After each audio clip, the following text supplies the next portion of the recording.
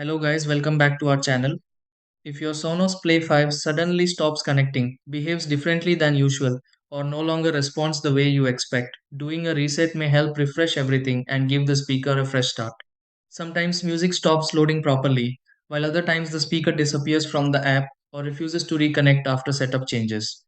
A reset can sometimes help clear temporary glitches and make it easier to reconnect the speaker again. Before thinking the speaker has completely stopped working, there are few simple steps worth trying because many issues can improve after a reset. Let's walk through an easy way to reset a Sonos Play 5. Try these. Step 1. Remove power from the Sonos Play 5 before starting the reset process. Step 2. Press and hold the correct button on the Sonos Play 5 while reconnecting power to the speaker.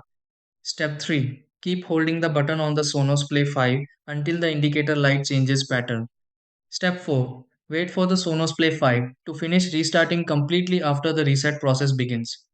Step 5. Open the app connected to the Sonos Play 5 and begin setup again if needed. Step 6. Test music playback on the Sonos Play 5 and confirm the speaker responds normally again.